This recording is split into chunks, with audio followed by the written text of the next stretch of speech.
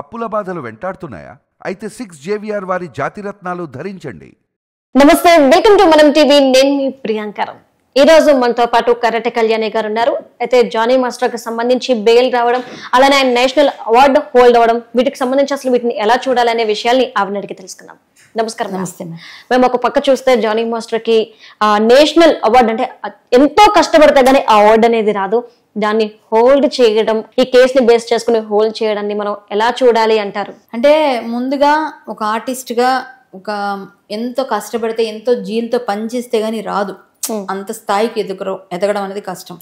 ఇప్పుడు అతను అంత స్థాయికి ఎదిగాడు. అంత చిన్న స్థాయి నుంచి, నిజంగా చాలా చిన్న స్థాయి. నెల్లూరులో చాలా మంది నాకు చెప్పారు, ఆయన ఫ్రెండ్స్ కూడా. అంటే చాలా మంది వాళ్ళు ఇక్కడ మాస్టర్ ఇక్కడ డాన్స్ చేసేవారండి ఈ పందిట్లో అట్లా చెప్పేవారు. అంటే అప్పట్లో ఆయన చిన్నప్పుడు.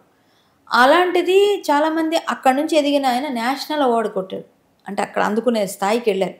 చాలా హ్యాపీ. ఎందుకంటే ఒక మనిషి ఎదుగుతుంటే చూసి ఆనందించాలి. ఆయన హంబుల్గా ఉన్నాడా, పొగరుగా ఉన్నాడా, ఏం జరిగింది, ఎవరితో ఎలా ఉన్నాడా అనేది ఆయన పర్సనల్గా జరిగింది, అవన్నీ వదిలేద్దాం. కానీ ఈరోజు ఆయనకి నేషనల్ అవార్డు వెనక్కి తీసుకుంటారు అని ఫస్ట్ స్టార్టింగ్ వీడియోస్లో కూడా నేనే చెప్పాను. వెనక్కి తీసుకుంటారు, అది కూడా ఆపేయాలి కూడా అన్న వాటిలో నేను కూడా ఉన్నాను, ఒప్పుకోవాలి నిజాయితీగా. కానీ ఈరోజు బాధ అనిపిస్తుంది. ఎందుకంటే అంత కష్టపడి అంత స్థాయికి వెళ్ళిన వ్యక్తి అవార్డు తీసుకోవడం వరకు వెళ్ళే టైంలో చూడండి, బాగా మనం వేసిన పంట చేతికి అంది ఫలం వచ్చే టైంకి అక్కడ ఏదన్నా ఒక మట్టి బెడ్డ అలా పడిపోయి మొత్తం అంతా, లేకపోతే ఒక తుఫాన్ వచ్చి ఆ పంట అంతా పాడైపోతే ఎలా ఉంటుందో, ఆ తర్వాత దానిలో బురద కొట్టుకుపోతే దానిలో తీసుకొని ఆ ఫలం తినలేక పరిస్థితిలో ఉంటే ఎలా ఉంటుందో, ఇప్పుడు మాస్టర్ పరిస్థితి అది, జానీ గారి పరిస్థితి అది. అంటే ఆయన ఎప్పుడు కూడా నాకు తెలిసినంతవరకు మొన్న ఒక ఆడియో వచ్చిన తర్వాత నాకు బాధ అనిపించింది ఏంటంటే, అమ్మాయిలందరూ ఇలాగే ఉన్నారా, ఈ అమ్మాయినా కొంచెం అతీతంగా ఉందేమో అనుకున్నాను నేను. కొంచెమైనా కొంచెం డిఫరెంట్, మరీ అంత వరస్ట్ కాదు. కానీ ఈమె కూడా ఆయనని గ్రడ్జ్తో నా దగ్గర పెట్టుకోవాలి, ఈయన నాకే సొంతమైపోవాలి, నాతోనే ఉండాలి, వాళ్ళ వైఫ్ని కూడా దూరం చేయాలి అనే విధంగా ఈ అమ్మాయి సంభాషణ విన్నాం. సో వెంటనే అంటే ఒక విధంగా ఈ అమ్మాయికి సపోర్ట్ చేసి మనం తప్పు చేస్తున్నామా అని ఫీలింగ్ కూడా అనిపించింది ఆ క్షణంలో. ఎందుకంటే జానీ మాస్టర్ ఇప్పుడు ఏదైతే ఆయన చేసి ఇంత అచీవ్మెంట్ చేసి లాస్ట్ మినిట్లో ఆయన బెయిల్ కూడా ఒక 6th నుంచి 10th వరకు బెయిల్ ఇచ్చారు. ఆ బెయిల్ టైంలో ఆయన వెళ్ళి ఢిల్లీ వెళ్ళి 8th 10th ఎప్పుడు తెచ్చుకోవాలి, 8th అవార్డు వస్తుంది, మళ్ళీ 9th వస్తారు, 10th మళ్ళీ రద్దు అయిపోతుంది. సో ఇంత టైట్ షెడ్యూల్లో ఆయన వచ్చారు.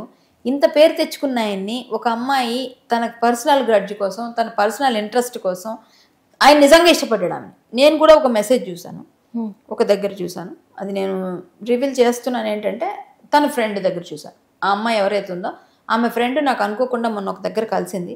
ఆమె చెప్పింది, మీరు అమ్మాయికి సపోర్ట్ చేసి అమ్మాయిని కూడా తిట్టినట్టున్నారు, అమ్మాయిని కొన్ని తిట్టినట్టున్నారు స్టార్టింగ్లో, అందరు అమ్మాయిలు అలాగే 3 అమ్మాయిలు అలాగే చేస్తారని ఈ అమ్మాయిని కూడా కలిపారు, ఈ అమ్మాయి అది కాదు అంటే, నేను ఈ అమ్మాయి నేను తిట్టలేదమ్మా, వాళ్ళిద్దరు వేరు, ఈ అమ్మాయి మాత్రం అలా కాదని అన్నాను, ఈ అమ్మాయి అదే కోవకని నేను వేయలేదండి, నేను అలా చెప్పలేదు అన్నప్పుడు అమ్మాయి మెసేజ్ చూపించింది, ఆమె మీకు పంపించినట్టుంది.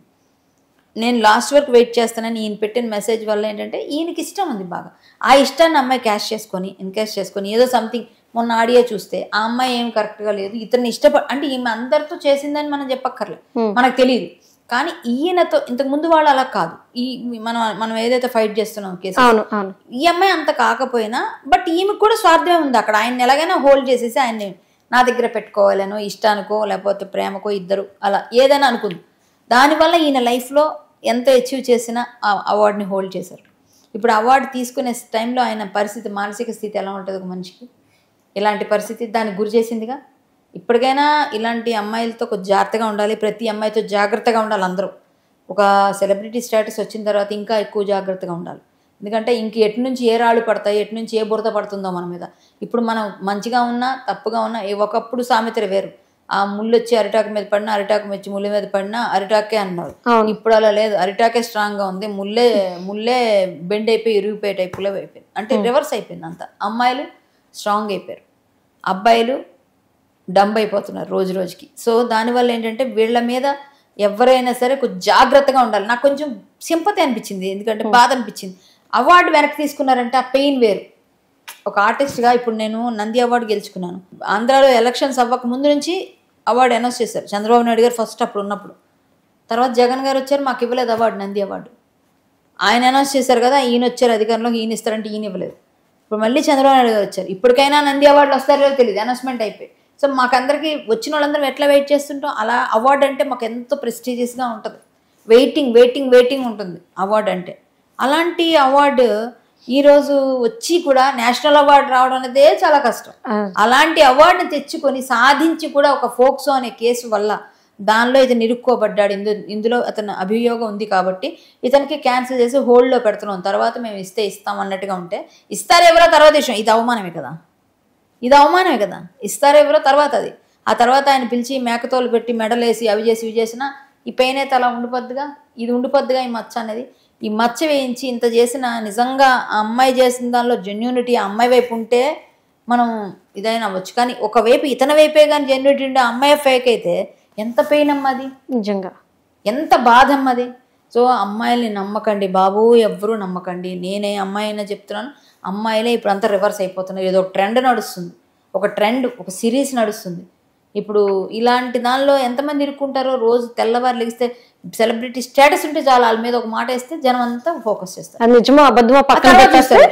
తర్వాత చూస్తారు అది నిజమా అబద్ధమా తేలేసరికి టైం పడుతుంది, డామేజ్ అంతా సోషల్ మీడియాలో అయిపోతుంది. అది ఫస్ట్ అనమాట, బురద వేసేయడం, ఒక మాట అనేయడం. సో దాంతో ఇంత ఇదవ్వడం అనేది చాలా చాలా బాధాకరమైన విషయం, చాలా పెయిన్ఫుల్ సిచ్యువేషన్. నాకైతే బాధ అనిపించింది, అవార్డు వెనక్కి తీసుకుంటారా హోల్డ్ చేస్తారా అంటే దానికే కారణం ఒక అమ్మాయి, ఆ అమ్మాయితో లవ్, అతను ఇష్టపడడం, ఆ అమ్మాయి ఇష్టపడడం వల్ల అయింది ఇదంతా. సో దానికి నేను కొంచెం చాలా చాలా పెయిన్ అయితే నేను కూడా తీసుకుంటున్నా.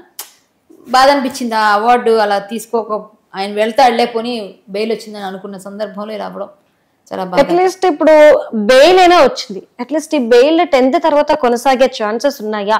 ఎందుకు అంటే ఆ పోక్సో చట్టం పెట్టడం వల్ల బెయిల్ కూడా వచ్చే ఛాన్సెస్ ఆయనకి లేవు. మరి ఈ సిచ్యువేషన్ లో ఎలా ఆయన మెంటల్ స్టెబిలిటీ కానివ్వండి ఇది చూసైనా సరే తనకి బెయిల్ వచ్చే ఛాన్సెస్ ఉన్నాయంటారా? ఈ ఆడియోస్ ఇవన్నీ వాళ్ళకి తర్వాత ప్లస్ అవుతాయి. ఇవి పెడతారు ఇప్పుడు ఇందులో బెయిల్కి పెట్టేటప్పుడు అప్లై చేసేటప్పుడు నాకు తెలిసి ఈ బెయిల్ కంటిన్యూ చేయండి మాకు ఇవ్వండి అన్నట్టుగా అందులోనైనా అమ్మాయి ఇంటెన్షనల్లీ చేసిందనైనా ఇవన్నీ ఇంకేమున్నాయి వాళ్ళ దగ్గర ప్రూఫ్స్ వీళ్ళు కూడా సబ్మిట్ చేస్తారు. అది కోర్టుగానే ఎవిడెన్స్గా స్వీకరించి తీసుకోగలిగితే ఖచ్చితంగా ఇతను బెయిల్ ఇచ్చే అవకాశాలు ఉంటాయి. లేకపోతే కొంచెం టైం పట్టచ్చు. నాకు తెలిసి ఫోక్సో కాబట్టి కొంచెం ఎక్కువ టైం పడుతుంది. తర్వాత 3 months అయితే మినిమం అనమాట, అంతే కదా, 45 days. ఆ తర్వాత 80% ఆయనకి బెయిల్ వస్తుంది. కానీ 45 days అనేది చాలా పెద్ద టైం కదా. అంటే మానసికంగా కుంగిపోయి అనవసరంగా నేను ఈ అమ్మాయిని ఇష్టపడ్డానా, ఈ అమ్మాయితో అనవసరంగా తెచ్చిపెట్టుకున్నానా అని బాధపడతా ఉంటాడు ఆయన.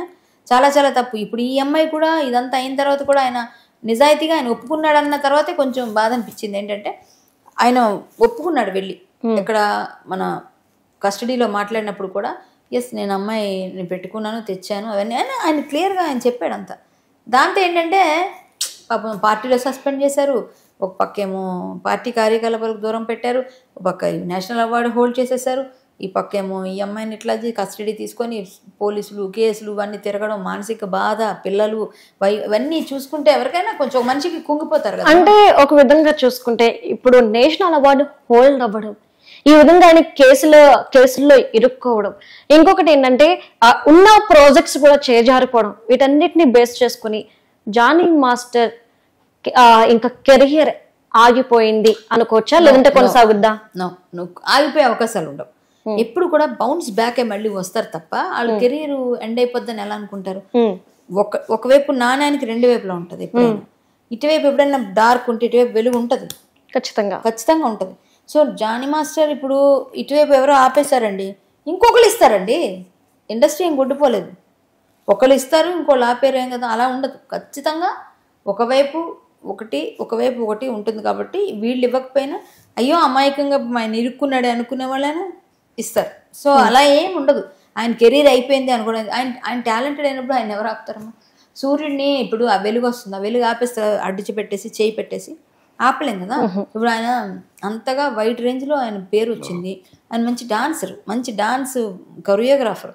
సో ఆయన కొరియోగ్రఫీ కావాలనుకున్న వాళ్ళు పెద్ద పెద్ద హీరోస్ ఉంటారు, పాన్ ఇండియాలో కూడా ఆయన చేస్తున్నారు కదా.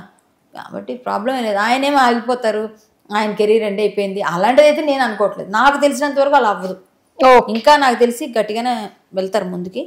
మరి అతను బ్యాడ్ లక్ ఉండి ఎక్కడ 1% లక్ ఫేవర్ చేయకపోతే ఎక్కడైనా చిన్నది ఏమైనా బ్యాడ్ లక్ ఉంటే ఆగితే మరి చెప్పలేం, ఆగకూడదని నేను కోరుకుంటున్నాను. Okay right, thank you so much. Thank you అమ్మా.